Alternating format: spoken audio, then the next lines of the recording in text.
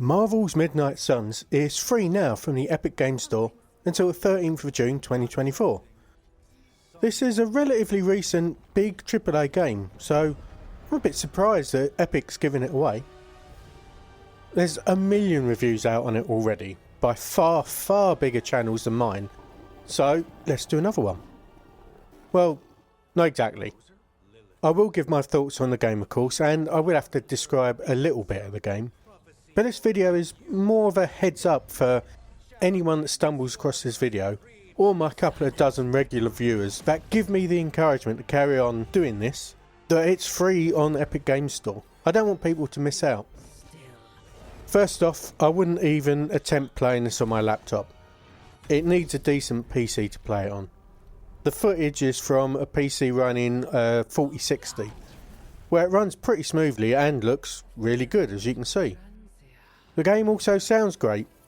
Everything's really well voice acted, and we have a very Marvel-ish soundtrack, full of that swelling heroic music as heroes are introduced, which is a bit over the top, and when we win our fights against the bad guys, which is perfectly reasonable to put it there.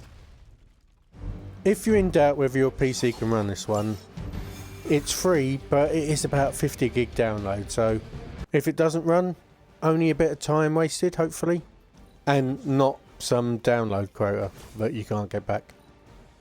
Right, obviously all the details about the various mechanics are well documented in hundreds of different reviews elsewhere, so I'd rather just talk more about how it feels to play. And it feels like there's a couple of very different games squished together. First off, you have an XCOM-like fight section, a turn-based game where you select ability cards to use on the battlefield. This is great, one of the best I've played, to be honest. That's thanks to not just the cards that you can select and upgrade and change about, but a lot of environmental mechanics, and the inclusion of different goals that change the way you approach a fight. On top of that, we've got a large roster of characters that have different abilities and feel very differently to play. So you get the option for different synergies, mixing those styles of play together to make something a bit more than the sum of the parts. That's a bit more strategic than I first expected, because you need to consider both which characters are going to work together on a mission, what the mission objective is, because different mission objectives are going to need different people, and also what skills you're going to load them up with. Honestly, it's just so good. It provides you with a really good puzzle, but you can attack in different ways, and that puzzle can change within the same mission. It's really good. The second part of the game is the one that I was a bit iffy on before playing, because I've watched reviews obviously. This is the story/drama part, where you build relationships with your team and you have to increase friendship with them to get different bonuses during battle. Personally, I don't find this as strong as a turn-based combat, but I did enjoy it much more than I was expecting. It's more than just chatting with your teammates. Don't get me wrong, that is part of it, and I'll get into that in a sec, but there's a lot of exploration of your base area. That's a really big part of the game. Actually, let's talk about the story quickly, because it sets the stage for that exploration. It's standard Marvel stuff, terrible villain bringing about the end of the world, plenty of famous Marvel heroes that need to learn how to work as a team, plenty of Marvel villains working for the big bad. And it's really good. It's a good story. I'm invested. I want to know how it turns out. I'm only 15 hours in, and the finishing line for the story seems quite a long way away to me. You're the standard chosen one, and you've been brought back to life and you live in a magical abbey. That's all the story that I really want to talk about, because that's such a big part of the game here. Honestly, when I say that, I mean that you watch a lot of cutscenes, but not quite too many, because it is broken up by the different gameplay. It just stops short of feeling like you're watching a film.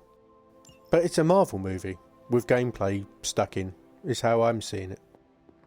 That extra gameplay, this exploration, is basically running around the abbey which is a pretty extensive map area where you find lots of different currencies. There's a lot of currencies in this game that you need to upgrade your cards, make consumables for use in battle, and carry out research to improve the abbey and your abilities in combat.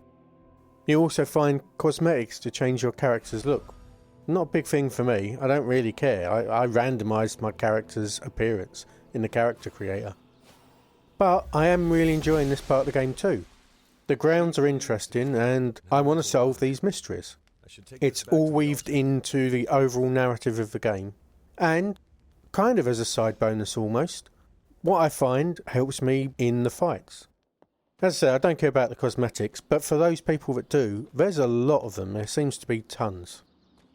The interpersonal part of the game, the talking to your teammates, is kind of the weakest for me. It's not exactly bad. Early game, they're actually pretty interesting.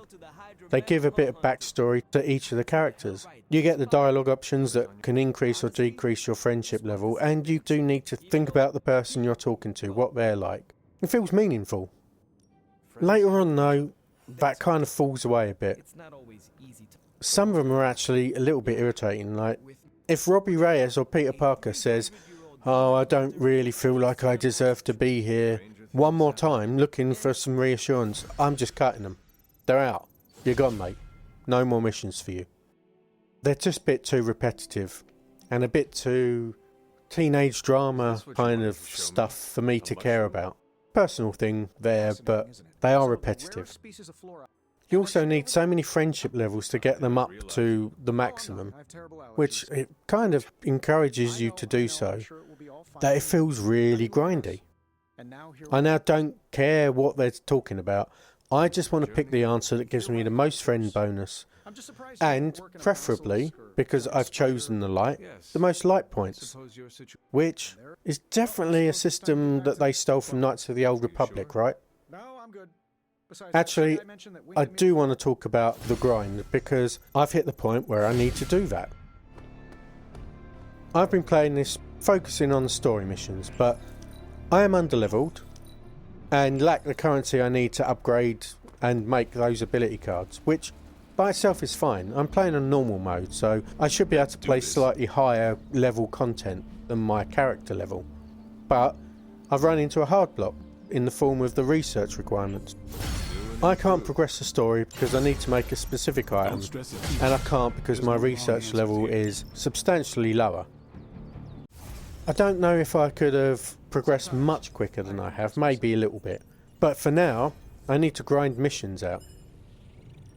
My gameplay is now settled into a routine of getting up, collecting the resources from around the abbey, talk to the people that need talking to, get some friendship levels via chatting or training, open yesterday's mission rewards, then do the mission and go through the talking to people again until I go to sleep, and then keep doing that until my research level's high enough.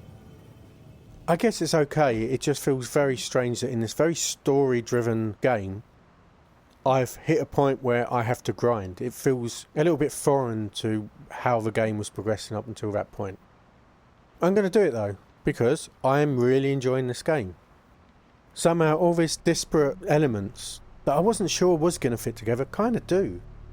And it's a game that's hard to put down. If you enjoy turn-based combat games, you really need to play this. I definitely recommend it, because that part is absolutely fantastic, and even though the rest of the game doesn't feel like it should fit, it's working really well for me. And I am not the easiest person to draw in with you need to make friends with your pretend teammates in a game, because I generally don't care about that. Nice one, Epic. You're giving away a genuinely good game here. If any of this seems like it might appeal to you, please go and get it while it's free. Alright, I've got to go. Wolverine wants to go fishing, so thanks for watching, and I'll talk to you soon. Goodbye.